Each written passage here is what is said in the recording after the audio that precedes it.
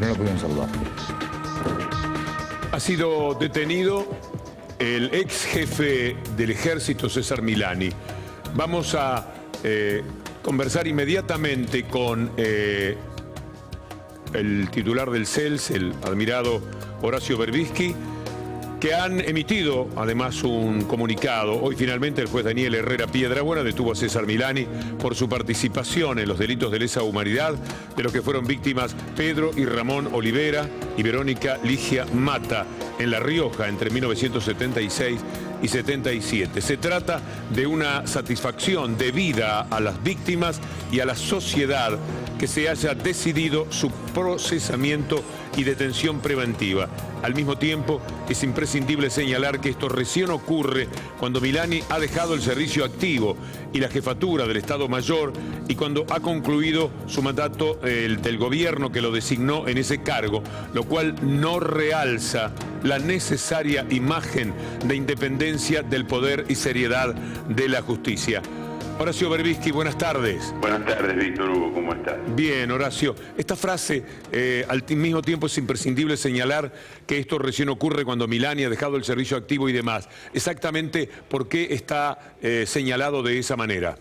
Porque hace años que el juez Herrera Piedrabuena tiene todos los elementos para el procesamiento de Milani, pero no lo hizo cuando podría haberlo hecho. No lo hizo cuando Milani era jefe del Estado Mayor del Ejército y cuando era sostenido por el anterior gobierno. Lo hace ahora, que es un retirado, y ahora que ha cambiado el gobierno. Lo cual es un problema, porque yo creo que está muy bien el procesamiento, la prisión preventiva de Milani. Nosotros lo hemos denunciado desde el CELS, hemos impugnado su ascenso a teniente general, pero hubiéramos deseado que esto ocurriera en otro momento, porque si los funcionarios militares o civiles gozan de impunidad mientras tienen poder y son vulnerables cuando dejan de tenerlo, la señal no es de lucha contra la impunidad y de seriedad de la justicia, sino de una actitud acomodaticia según los vientos políticos que soplen en cada momento. Y eso es parte del problema que tenemos en la Argentina, lo cual no le quita ningún valor al procesamiento y a la detención, que nosotros consideramos que es absolutamente justo, y como decimos en el comunicado, es una satisfacción debida a las víctimas y al conjunto de la sociedad. Pero hay una frase muy repetida, y es que justicia lenta no es justicia. Y si además esa lentitud está relacionada con las variabilidades de la situación política, es más grave todavía. Horacio, ¿qué certezas tienen ustedes en el CELS sobre este caso? Porque siempre parecimos más atentos a lo de Ledo que a este episodio. No digo que sea nuevo para el conocimiento de la generalidad del periodismo y de la gente, pero ha tenido mucho menos prensa que el caso Ledo. ¿Ustedes qué pueden decir? Menos prensa porque Ledo desapareció, y en cambio los Olivera no desaparecieron, digamos, estuvieron detenidos, estuvieron torturados. Es cierto que el padre murió luego, pero no es un detenido desaparecido como en el caso del soldado Ledo. Ahora, para nosotros el caso es muy interesante porque no sé si vos recordás que cuando nosotros impugnamos el ascenso de Milani, él pidió hacer un descargo ante el CELS.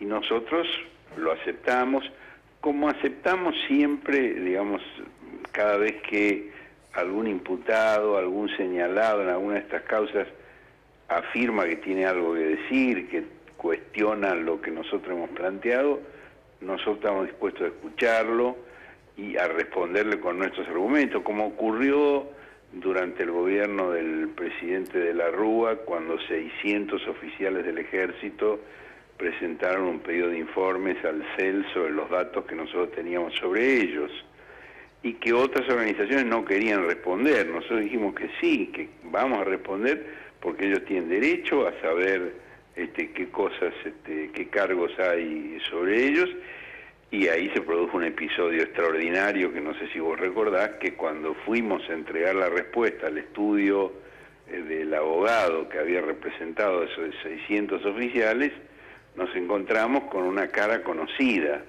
¿Quién es este hombre?, nos preguntamos con Víctor Abramovich, que era entonces el director ejecutivo que me acompañó a hacer la entrega a este estudio jurídico.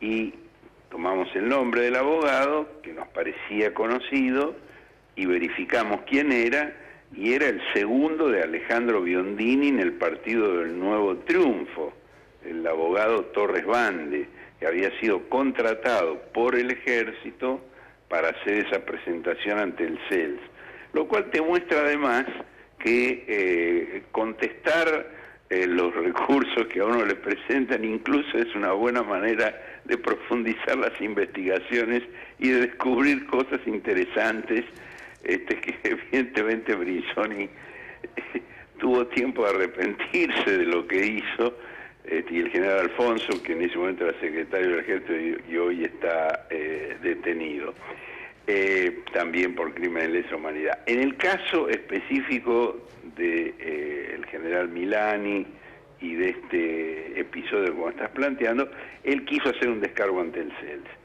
Y nosotros le respondimos, el descargo que él hizo en ese caso fue para nosotros una prueba adicional de su responsabilidad, porque él hizo una respuesta negacionista. Él dijo que él estaba asignado a una unidad militar donde no vio nunca que hubiera ni detenidos, desaparecidos, ni torturados, y que era una unidad de ingenieros donde se hacían tareas específicas de su especialidad.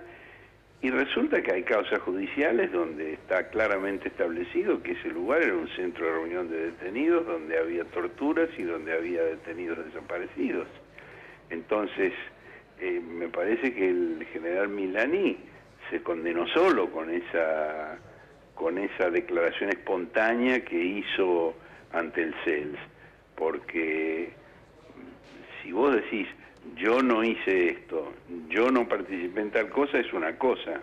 Ahora, si vos decís, en el lugar donde yo estaba destinado nunca ocurrió nada y está acreditado judicialmente como cosa juzgada, todo lo contrario, bueno, tu posición queda muy debilitada. Y es el caso de los Olivera, ¿no? ¿Qué es lo que viene ahora, Horacio? ¿Qué pasa con Milani? ¿Sigue detenido? ¿Hay un juicio oral?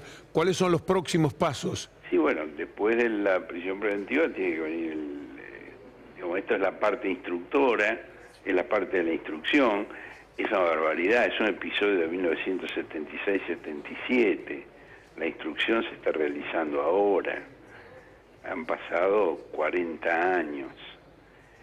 Y luego, terminada la instrucción, para la cual no debe faltar mucho, se eleva a la parte de debate, a la parte de juicio, y ahí se definirá si es culpable o no es culpable, si hay pruebas suficientes o no hay pruebas suficientes para condenarlo o si lo absuelven. Parece un razonamiento muy juicioso. Bueno, el CELS lo es y su prestigio queda una vez más subrayado en esta historia, pero si alguien, cuando tiene la oportunidad de mostrar su inocencia, miente y de una manera muy fuerte, muy tajante, como sería haber dicho que no pasaba nada allí, que no había torturas, que no había detenidos, etcétera, da la impresión de que efectivamente esas palabras terminan condenándolo. Horacio, ¿algo más que quieras agregar al respecto, en tanto Berbisky o en tanto CELS? No, me parece suficiente, está claro lo que hemos dicho. Celebramos que la justicia se mueva y lamentamos que se mueva tan lentamente y tan atenta a los vientos políticos. El respeto de siempre, Horacio, muchas gracias. Lo mismo para vos. Darío Villarruel, doctor, buenas tardes. ¿Cómo estás, Víctor Hugo? Gracias por la invitación. Tema Milani, que ahora se convierte en lo más mediático posiblemente de estas horas. Sí, le vamos a contar lo que está pasando ahora. El abogado defensor, el doctor Feldman, pidió la excarcelación y el juez se la denegó. Uno de los fundamentos para negar la excarcelación es que puede perturbar, estando libre, la investigación.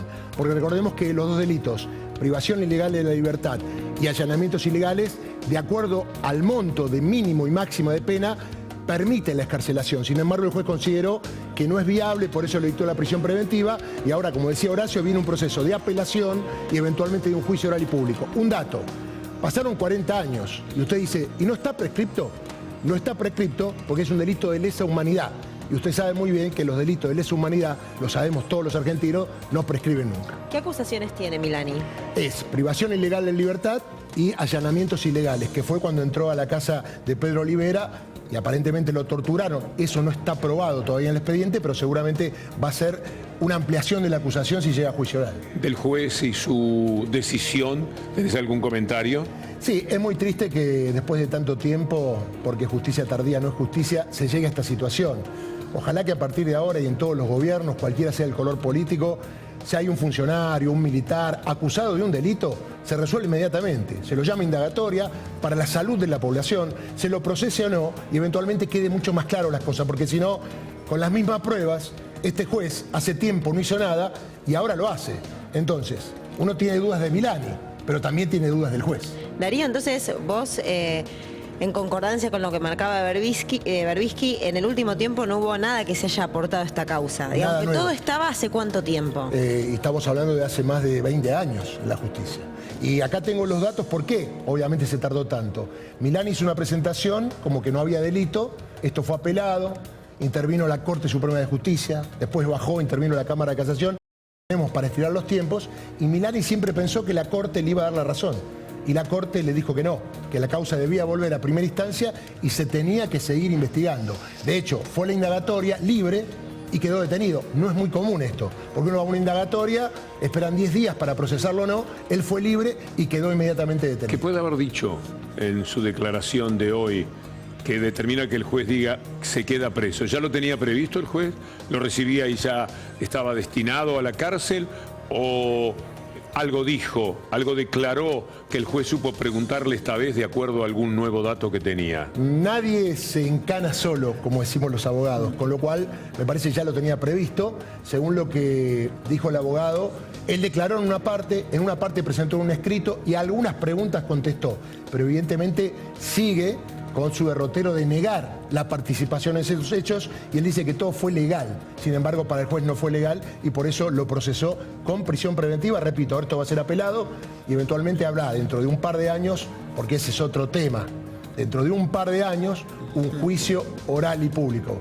Esperemos que no cambie el gobierno y eventualmente en algún momento la causa quede archivada otra vez. Con lo cual, el tema de los tiempos políticos, la justicia, tiene que ver con un llamado de atención a los jueces que tienen que aplicar la ley más allá del gobierno de turno y la relación que tenga el acusado con el gobierno de turno. Doctor Darío Villarroel, muchísimas gracias. Vamos a tener un par de contactos más por temas judiciales que se han dado para esta jornada. Eso será más adelante. Y vamos a estar con Robertito, que tiene